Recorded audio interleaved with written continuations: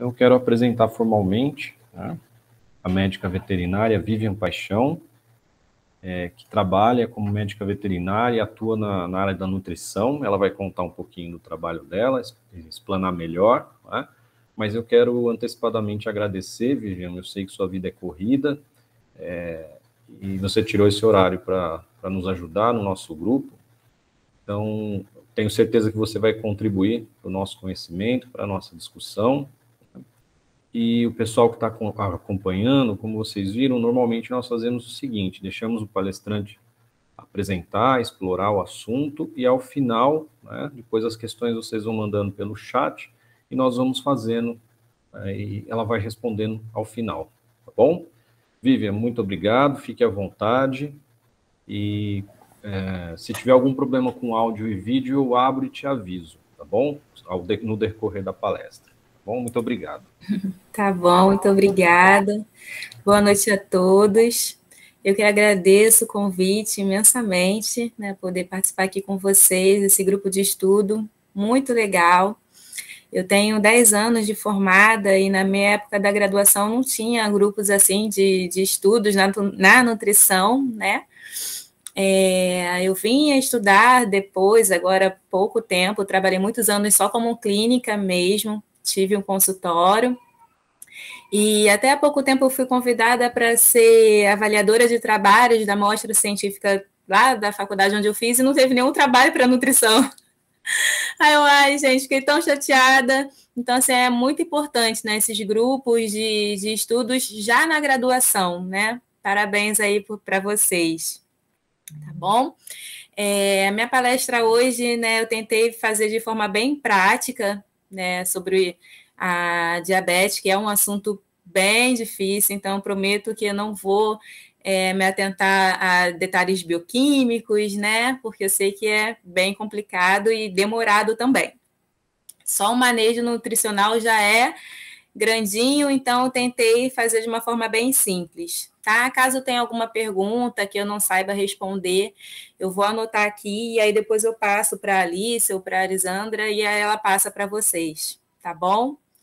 Boa noite, espero que gostem. Vou tentar falar devagar, porque quando eu fico nervosa eu começo a falar rápido, mas qualquer dúvida no final eu respondo, tá bom?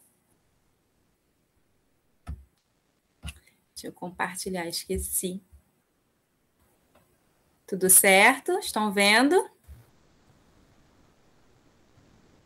Sim, tá aparecendo. Isso, agora sim.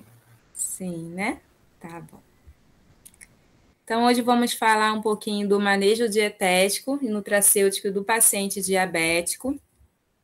Meu nome é Vivian, né? Como eu falei, trabalho com nutrição e também com atendimento domiciliar de cães e gatos.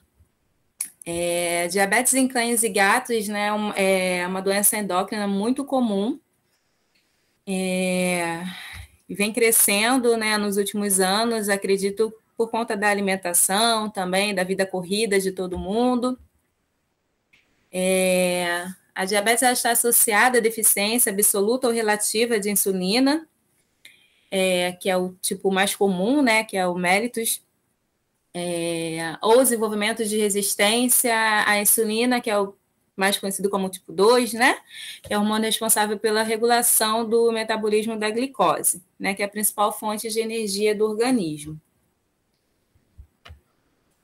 As causas da diabetes podem ser dietas não balanceadas, distúrbios hormonais, predisposição genética, estresse e medicamentos. Mas geralmente está associada à obesidade. Não em todos os casos, mas a maioria, principalmente em gatos. Aí aqui eu coloquei um caso da canina Cindy, né, que é uma poodle de 12 anos, de 8 quilos. Não é obesa, né? Mas há 2 anos atrás, a Cindy teve um processo de piometra, fez a cirurgia em julho, e 2 meses depois ela começou com quadro de diabetes. Então, ela é um caso de animal que teve diabetes por conta de uma doença, a medicação, né, o estresse, né, inflamatório que ela passou. Essa pretinha aí é a minha canina, a Molly, ela tem 10 anos e nesta foto aí ela está com 25 quilos. A Molly é uma cadelinha que eu resgatei, tinha 17 dias de vida. E aí eu cuidei dela, amamentei, aquela coisa toda. E depois que eu casei, né, juntamos os animais, né, os meus com o do meu marido, e ela passou a conviver com outros que ela não gostava muito, brigava muito. E aí eu castrei ela. Ela deveria ter uns 3, 4 anos na época.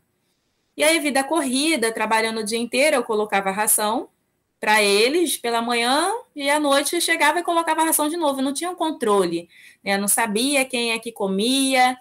E aí ela começou a engordar, engordar, engordar. E aí, quando eu fui ver, ela estava apresentando os sintomas de diabetes. Então, no caso da Molly, foi uma doença adquirida através da alimentação, né? Erros, né? No manejo alimentar. E aí os sintomas mais comuns são aqueles 4 P's, né? Que todo mundo fala, que é perda de peso, polidipsia, polifagia, poliúria, hiperglicemia e glicosúria. O animal começa a beber muita água, fazer muito xixi, come muito, né? No caso da Molly, ela não teve perda de peso. A perda de peso dela tem sido uma luta aí para mim. E aí eu vou passar um pouquinho para vocês sobre o manejo dietético desses animais. Vamos lá. A dieta é sempre complementar ao tratamento, tá? Ela não substitui a insulinoterapia, porém a dieta é fundamental, né? Para melhorar a qualidade de vida do animal e diminuir a glicemia. Né? Então, com isso, diminuirá também a dose de insulina. Diminuirá a dose, mas não totalmente. Além da seleção dos ingredientes, né, o manejo alimentar é determinante para a estabilização da glicemia pós-prandial, né, e manutenção da saúde e da qualidade de vida dos animais também. Então, não somente saber quais ingredientes utilizar, mas também esse manejo alimentar, né? Como eu falei, eles sentem muita fome, então aí tem que ter um manejo direitinho para eles, mas na frente eu vou explicar também. Formulação para cães e gatos diabéticos. Coloquei essa foto aí, mas vocês não precisem se assustar. Eu não vou colocar nada muito difícil, tá? Por favor. Vou ter só para ficar divertido mesmo, porque é muito complicado, né? A formulação em si é bem complicadinho. Mas vamos lá. Os objetivos da formulação são impedir a obesidade, né, e reduzir ou corrigir os efeitos da obesidade e minimizar a glicemia pós-prandial. Então, esses são os objetivos. Quando a gente começa a fazer a formulação do animal, a primeira coisa é essa, saber qual vai ser o objetivo da dieta, né? Particularidades, né? Os cães e os gatos, eles possuem conduta dietética diferentes. Então, é preciso também, antes de começar a formular, identificar quais são essas particularidades de cada, né, animal, de cada espécie. Né, os gatos, eles possuem menor tolerância a carboidrato, né, do que os cães, eles são carnívoros estritos, e eles utilizam melhor a energia, né, vindo dos aminoácidos e das gorduras. Então, também já tem que deixar tudo isso já certinho na nossa cabeça. Outra coisa importante na formulação é que, no caso de pacientes, né, diabéticos, a dieta é fixa. Né? A gente precisa estabelecer, né, uma dieta e essa conduta ela fica por algum tempo até que fique que a hiperglicemia fique regularizada, na verdade, né? Porque às vezes ele pode ter um pico muito grande de hipoglicemia ou hiperglicemia, então precisa ficar sempre avaliando e depois que já tiver tudo certinho, aí a gente pode tentar outras dietas. Mas no início é dieta fixa. Não fica variando muito o cardápio. Número de refeições. como eu falei, eles sentem muita fome, então eles precisam também ter várias refeições durante o dia. Recomendado ser de 3 a 5, né, durante todo o dia, com pelo menos 2 refeições principais e as outras com lanches, né, petiscos naturais, enfim. E o médico veterinário, né, o endocrinologista, que irá determinar o melhor horário para a administração da insulina. Geralmente, a gente começa já na primeira refeição com a insulina e a próxima 12 horas depois, né? Mas sempre nas refeições principais. Mas aí, cada caso é um caso, e aí o médico veterinário que vai determinar mesmo né, qual o melhor horário. Pontos importantes também para a nossa formulação é a porcentagem de fibra na dieta, né? É muito importante ser alta, de 5 a 7%. Mas lá na frente eu vou explicar um pouquinho como ela atua, mas principalmente na saciedade, né? Precisamos também restringir gorduras em quadros de dislipidemia, mas só quando o animal realmente tiver necessidade. Tem alguns animais que não estão nesse quadro, então a gente não precisa reduzir, é individual, mas é importante observar isso, tá? E acompanhar a glicemia após a mudança da dieta para a N, porque às vezes o animal está com uma quantidade, né, de insulina, essa necessidade da insulina vai diminuindo conforme vai mudando a alimentação, então é importante ficar sempre acompanhando aí todos os dias a glicemia do animalzinho. Aqui eu mostrei para vocês a distribuição calórica para cães, né? Então a gente vê aqui que são 25% de carboidratos, 40% de proteínas e 35% de gorduras. A fonte é a Angélica, que é minha professora da mentoria. Aqui a distribuição calórica para gatos, a gente vê a diferença, né? 50% de proteínas, 10% de carboidratos e 40% de gorduras. Antes de falar sobre os alimentos, eu vou falar um pouquinho sobre índice glicêmico, que é um fator muito importante para a formulação, né, da dieta para animais diabéticos. O índice glicêmico ele é um indicador da velocidade com que o carboidrato presente em um alimento alcança a corrente sanguínea e altera a glicemia, que é o nível de açúcar no sangue. Então, isso significa que os alimentos com alto índice glicêmico, eles são absorvidos mais rápidos pelo organismo, ocasionando picos de glicose. Assim, alimentos com baixo índice glicêmico, como a batata doce, né, eles ajudam a glicemia a se manter controlada por mais tempo, retardando o aparecimento da fome depois de uma refeição. Aqui tem um gráfico explicando, né? Quando o alimento ele tem um alto índice glicêmico, ele provoca um pico, né, de insulina muito rápido no organismo. E aí os alimentos que têm baixo índice glicêmico, a curva já é mais ampla. Então a gente sempre deseja que seja assim, né? Igual esse verdinho aqui, porque o animal fica saciado por mais tempo e não tem esse pico de glicemia que tem tantos malefícios, né, para o animal. Carga glicêmica. A carga glicêmica não mede a velocidade em que o carboidrato se transforma em açúcar, né? Mas ela indica a qualidade e a quantidade de carboidratos presentes em uma porção de um determinado alimento. Então, é importante a gente saber também, né? Tanto o índice glicêmico como a carga glicêmica dos alimentos. Aqui eu coloquei uma tabelinha que faz comparação, né, entre as batatas que a gente mais usa, né, que é a batata doce e a batata inglesa. Então, em 100 gramas de batata crua, né, aqui na batata doce tem 118 calorias, na batata inglesa 64 calorias.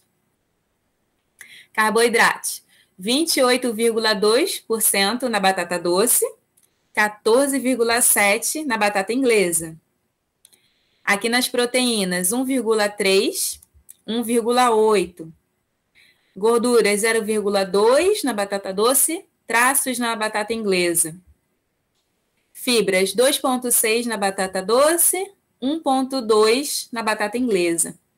E o índice glicêmico aqui, 77 na batata doce e 121 na batata inglesa.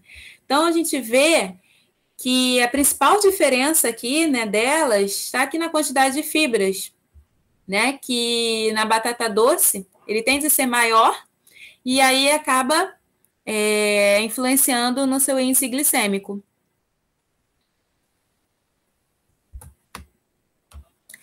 E aí, como que a gente faz para poder baixar, né, esse índice glicêmico ou a carga glicêmica dos alimentos?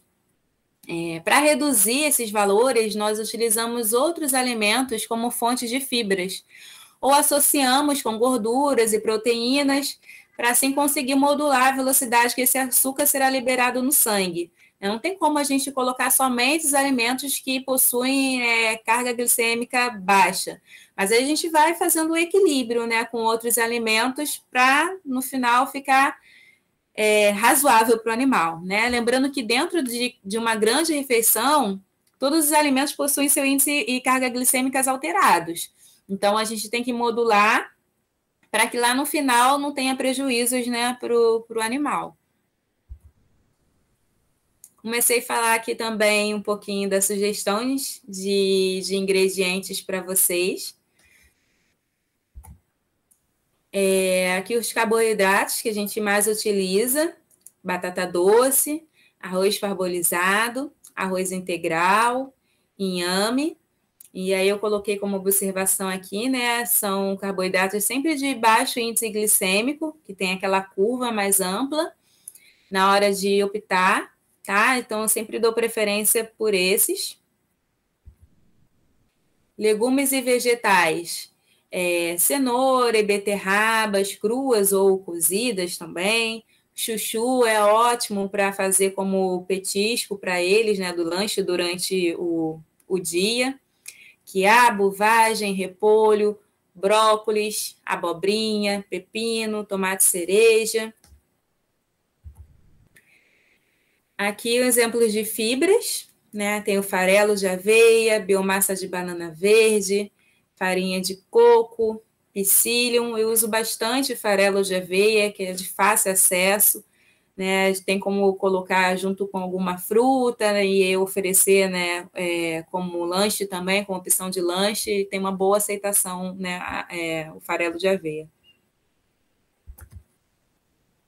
E aqui falando dos lipídios que mais utilizamos, é o óleo de soja, ou óleo de canola, óleo de coco, óleo de peixe, que é muito importante, óleo de girassol com linhaça, o azeite, né, extra virgem.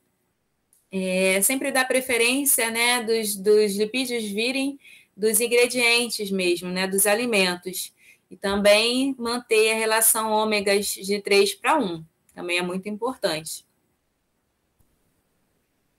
As proteínas, utilizamos as carnes com teor de gorduras mais elevados, como vísceras, acém, músculo, iogurtes, queijo, ovo. Só não esquecer, né, das particularidades metabólicas dos gatos nas escolhas dos ingredientes, as preferências também, observar também, porque às vezes o animal não tem só diabetes, tem alguma outra doença, né, e aí precisa avaliar, né, quais as proteínas que vão ser utilizadas. E aí, qual o melhor alimento para consumir? Né? Como eu já havia falado, a dieta ela deve ser modulada visando o objetivo, né? E preconizando as necessidades individuais de cada um, né? E avaliar o que cabe ou não para cada paciente tutor. Naquele primeiro caso lá que eu mostrei da Cindy, é uma cadela que tem diabetes e também é um paciente oncológico, ela tem câncer no fígado. Então, na hora que a gente vai fazer a formulação, a gente tem que ver o que está fazendo mais mal para o animal, na verdade, que corre o risco, né, de vida, né, de morte para aquele animal. E aí vai adequando o cardápio de acordo com o animal e também com o tutor, que também é muito importante isso. Não adianta a gente formular uma dieta que o tutor não vai conseguir fazer. Então, tudo isso tem que ser pesquisado durante a consultoria com o tutor, assim, tem que ser conversado e explicar muito bem, né, para ele. Coloquei aqui uma observação como algumas restrições. Pacientes, batata doce, né? Pacientes com formação de cálculo, animais com muitos gases. Não é que a gente não vá pôr, mas colocar uma quantidade menor, né, nesses casos. Inhame, né, tem que ter cuidado também em pacientes com Addison, por ele ter uma alta quantidade de potássio. O espinafre também, porque ele tem um teor alto de ácido oxálico. Então, sempre usar em poucas quantidades, né? Não é um equilíbrio, na verdade. Não que não possa ser usado, mas sempre manter esse equilíbrio para não causar, né, malefícios para o animal. Falar um pouquinho de nutracêuticos agora. Falei rápido, né, gente? Tem meia hora. Que são os nutracêuticos? Eles são componentes alimentares, né, que isoladamente são funcionais quando ingeridos na alimentação. E eles são capazes de promover os benefícios para a saúde dos animais. Ou seja, eles não são nutrientes, eles são nutrientes, eles não são medicamentos. É como se a gente pegasse aquela porção que tem uma função boa para o organismo e concentrasse tudo numa cápsula, numa dose que seja favorável para o animal. Ao invés de dar, por exemplo, uva, né, que não pode, a gente dá só o nutriente que faz bem para o animal e aí sem ter esses efeitos colaterais ao organismo.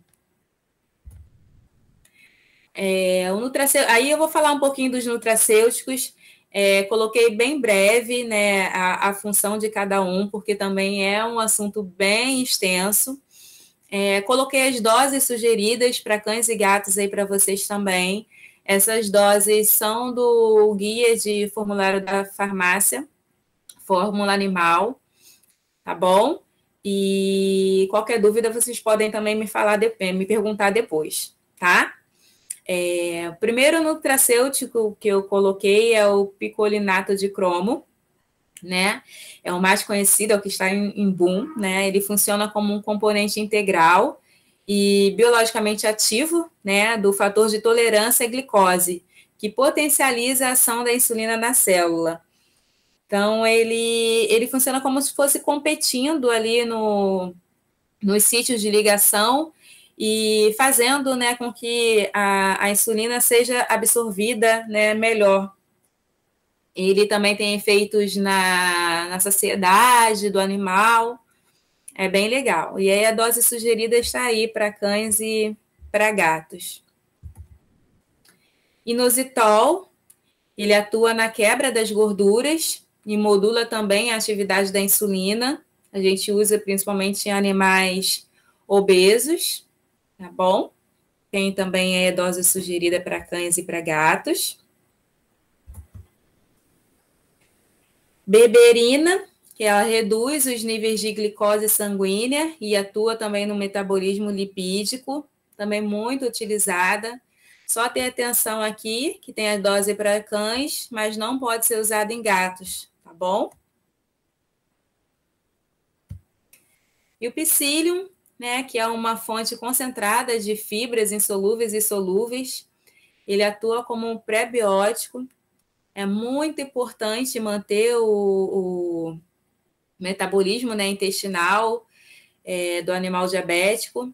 Então, sempre utilizo prebióticos e probióticos também na formulação. Tem até trabalhos que falam sobre a influência, né, do intestino no controle da glicemia. Além disso, ele melhora a saciedade, né, pois prolonga o tempo de esvaziamento gástrico após a refeição e também diminui a absorção intestinal da glicose. Tem a dose sugerida aí para cães e para gatos. E como a gente aumenta, né, a quantidade de fibras na dieta, é importante sempre estimular o consumo de água, tá bom? Desses animais. E é isso, pessoal. Aí tem meus contatos, tá bom? Tem meu telefone, também tem lá o Instagram da Vet Vivian Paixão. Quem tiver qualquer dúvida, pode me perguntar pelo WhatsApp direto, ou deixar também com as meninas, que depois elas me passam, tá bom? E é isso. Que ótimo, obrigado, Vivian. E pessoal, que tiver alguma questão, pode ir colocando aqui no chat. Eu vou lendo aqui para a Vivian, né? Enquanto isso, eu quero perguntar, Vivian, estou com uma curiosidade aqui. Sim. Dos pacientes, da sua experiência de consultório mesmo, da clínica, do dia a dia, né? Com o paciente diabético, quando ele vem diabético e obeso, que é a maioria dos casos mesmo, e como você nos colocou, você já monta a dieta, obviamente, pensando no diabetes primeiramente, e só que a médio prazo você pensa também em reduzir, né, peso desse paciente. E aí, nesse momento em que você consegue adequar, primeiro, os níveis de insulina serem administrados junto com a dieta, você pode nos dizer assim, se é que é possível, né, um tempo em que isso leva? Você ajeitou a insulina, aí você começa com a dieta para obesidade, pensando lá em redução de 5%, 10% do peso. Você demora um período para essa adaptação da insulina? Como que funciona? Sim, demora um pouquinho, em torno de uns 3 meses. Ah, legal. Em torno de uns 3 meses, e aí a gente vai reduzindo bem aos pouquinhos. Tem animais que eu acabo não conseguindo diminuir tanto o peso como eu esperava. A minha filha está aí como exemplo, né? Porque realmente é um manejo difícil, além da dieta, precisa fazer também os exercícios, então é muito difícil. Muitos tutores abandonam também, né? Porque vê que não está conseguindo lidar com o animal, fazer tudo direitinho, né? E aí demora, mas para perda de peso e controle de 3 a 6 meses. Interessante, No obrigado. mínimo. Sim. Tá. Tem uma questão deixa eu ler aqui, da Bárbara. Fala, boa noite. Você poderia indicar alguns artigos sobre a utilização desses nutracêuticos? Sim, sim. Eu tenho lá no Drive, depois eu envio para as meninas. Ótimo, isso. A Tá gente bom? pega Porque e eles vêm repassa. especificando, né? Tudo direitinho. Legal. Deixa eu anotar. Tá, depois a gente te manda também solicitando. A Tá. Lisandra colocou, qual que é o maior desafio no manejo nutricional dos pacientes? Os tutores. Os tutores, com certeza, porque sentem pena do animal, que o animal pede comida, né? Então eles pedem muito, eles sentem muita fome, como eu falei. E aí o bom da alimentação natural é isso, porque o animal come, né? Aumenta bastante a quantidade de alimento e aí os tutores começam a ficar mais felizes, mas o animal quer comer. E também essa questão da dieta fixa. Né? Eles querem ficar testando, toda hora eles perguntam: oh, pode dar isso? Pode dar aquilo? Aí eu, não pode, não pode. Então, esses dois, assim, são os principais desafios, né? Manter a dieta e manter que o tutor siga ali tudo direitinho. Legal. A Joyce coloca uma questão aqui, fala boa noite. Boa noite. Quando a diabetes vem em decorrência de uma pancreatite, qual seria a melhor dieta? Olha aí. Viu? Aí a gente já não pode usar tanta gordura. E aí, assim, é cada animal, como eu falei, é um animal. A gente vai ver o que vai trazer menos malefícios para ele, né? Na verdade, precisa comer, né? Então a gente tira o animal da crise e aí depois vai voltando, né, para aquele quadro de distribuição aos pouquinhos. Como eu falei, é assim, trata o que principal ali no momento, né? Entre a pancreatite e a diabetes, a gente precisa tratar a pancreatite. E aí depois a gente vai ajustando.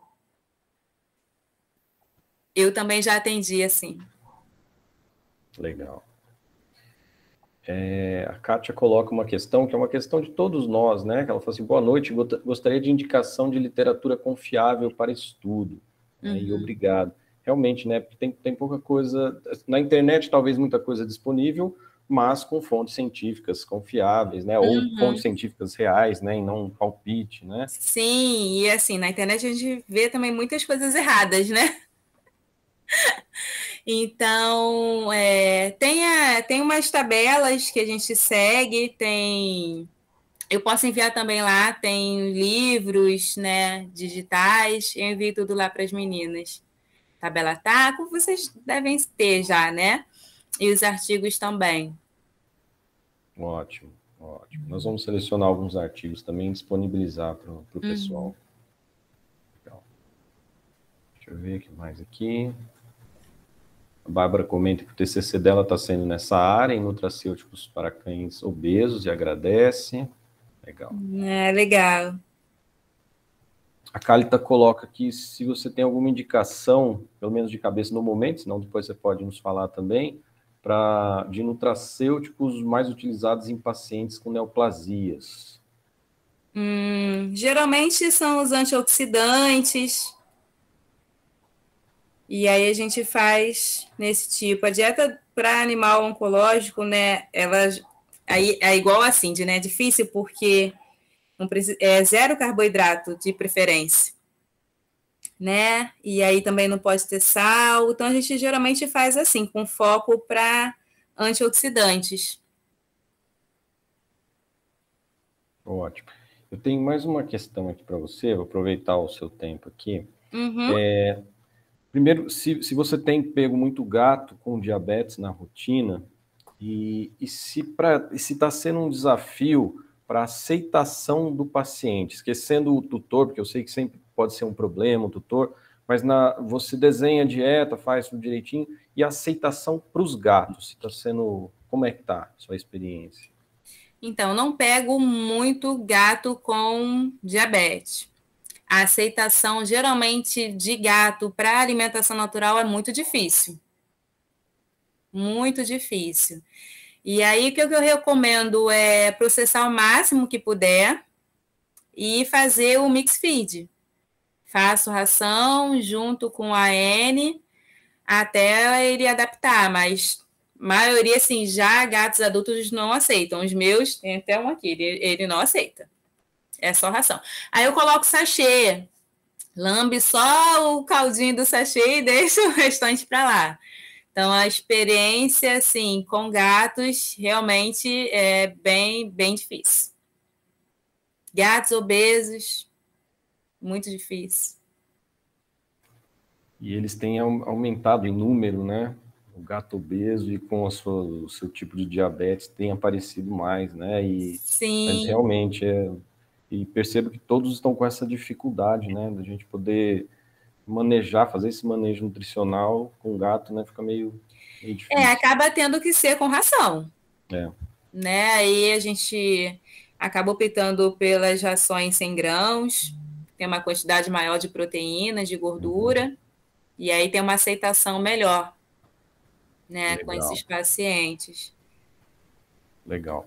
E, por último aqui, eu quero te perguntar da frequência, você citou, né, de quando você pega o paciente diabético, vai ter que ver ali como você distribui melhor, né, 2 vezes, 3 vezes, 4 vezes, 5 vezes. Você até falou, ó, fixo em 2 refeições maiores e ali no meio distribuo, deve dar de 3 a 5 vezes, né? É o que você tem tido de interessante para o controle da glicemia? Por que eu estou dizendo isso? Eu vi umas diretrizes da endócrina, né, do pessoal da endocrinologia, fixando em 2 refeições, né, manhã e tarde, e a dose de insulina, né? No entanto, isso é muito individual, até porque a gente vê em humanos, né, ao contrário dessa diretriz. É lógico que não podemos comparar o metabolismo exato do humano com o cão, né? Mas melhores controles de glicemia com divisões dessa alimentação em menores porções, mas em maior número, né? E quem está no dia a dia, quem está ali, como você que está atendendo todo dia ali, acaba percebendo isso. Então, não é só a visão de uma recomendação endocrinológica, né? E eu queria que você explanasse isso, se você tem percebido isso, os melhores controles, se isso se dá mesmo nessa divisão ao longo do dia. Sim, sim. Então, depende muito da dieta, né? No caso de animais que comem ração, né, ração própria para diabetes, a recomendação são 2 refeições e com a aplicação da insulina após cada uma, imediatamente, né? Quando faz a N, a gente consegue regular mais, né, esse nível da insulina e tem como fazer. Assim, conforme vai passando o tempo, eu peço sempre para o tutor ficar dosando e a gente vê que vai diminuindo. Tem alguns casos que diminui até a dose da insulina, só com a alimentação. Então, tem como a gente fazer essas 5. São 2 refeições maiores, né? Com completas. E aí o lanche faz só um legume, faz só alguma coisa, porque esse animal sente fome. E o tutor sente a necessidade de dar algo. Então, é melhor dar algo que esteja no cardápio do que dar algo por conta própria. Entendeu? Então, eu não coloco abobrinha, né? Aí eu coloco receita, né? De chips de abobrinha, eles adoram, né? E aí o animal fica feliz e o tutor também. E aí a gente consegue manter. Porque se eu não fizer isso, ele vai dar pão, ele vai dar petisco, ele vai dar qualquer coisa e a glicemia vai lá em cima. Né? Então, acho que a diferença entre humanos, né, e do animal é principalmente essa. Né? Que o humano, ele que tem a doença, ele tem a consciência, né? E o animal não. Então, a gente precisa trabalhar principalmente a cabeça do tutor para não fugir do cardápio, mas a gente tem que colocar essas opções, né, para eles. Não, bem interessante. E eu até gostaria de... provavelmente nós vamos ter uns trabalhos agora a longo prazo, aparecendo alguns artigos, mostrando, né, essas comparações, né? Vamos de forma controlada e não dá para a gente ter certeza, mas pelo que eu vejo a experiência dos clínicos, dos nutricionistas falando, a gente percebe que tem um controle melhor quando você individualiza, né? Você pode fazer, lógico, existem as ações, existem as possibilidades, mas se você puder individualizar, né, que seja fazendo AM, que seja no mínimo conseguindo um mix das coisas, é muito provável que a longo prazo a gente consiga a longevidade desses pacientes, né? Sim, sim. Menos comorbidades, né? Pelo menos em humanos a gente vê isso, né? Quando você tem um controle mais fiel, é muito provável que isso seja aplicado também para eles, né? Sim, com certeza. A minha cadelinha tem 4 anos que ela foi diagnosticada. Eu não trabalhava com nutrição ainda, então ela vem com a ração, né, já há bastante tempo, e tem como manter, sim, através da alimentação, os nutracêuticos, né, ela continua sendo, né, insulino dependente, vai ser aí o resto da vida, mas a gente conseguiu reduzir bastante, só o peso que ainda não. Mas ela está bem, está controladinha. Excelente. Inclusive tem um comentário da Cláudia, que ela colocou: excelente palestra, sou diabética e sei muito bem como que é cuidar de animais com diabetes. Exatamente, né? Você estava explicando esses desafios, né? Bem por aí mesmo. Tá joia. Bom, Vivian, quero te agradecer demais pela contribuição para nós aqui do grupo e para as pessoas que nós abrimos sempre para as possibilidades para outras pessoas assistirem, né? Então, o pessoal está aqui prestigiando. Então, te agradeço. Muito provavelmente procuraremos você novamente. Né? Obrigada. Se você estiver disponível e vamos falar depois de outros assuntos, tá bom? Tá te bom. agradeço. Pode deixar que eu vou enviar aí para vocês. Peço desculpa se eu falei rápido, eu não sou acostumada, não sou palestrante, né? Eu trabalho, né, mesmo com a rotina, mas é importante passar isso para vocês, né? Então, aceitei, fiquei muito feliz com o convite de vocês. E pode deixar que eu vou enviar a palestra, vou enviar também os artigos, tudo direitinho para vocês. Tá Não, bom? tranquilo. Quanto à questão de ser palestrante ou não, primeiro foi excelente, e segundo que nós gostamos de trazer muito ponto de vista de quem está ali na linha de frente, quem está no atendimento. E é óbvio com o suporte científico e de desenvolvimento dentro da empresa, da universidade, enfim, né? Mas essa visão de quem está no atendimento é muito interessante. bom? Sim, tá Então, bom. muito obrigado por isso. Eu que agradeço. Boa noite a todos, tá? E muito obrigada mesmo. Tá, joia. Então, tá bom. Boa noite, pessoal. E quem tiver depois alguma dúvida, entre em contato com a gente. Nós vamos disponibilizar o que tiver de material, tá bom? Então, obrigado e até as próximas. Até, Até tchau. mais. Tchau, tchau.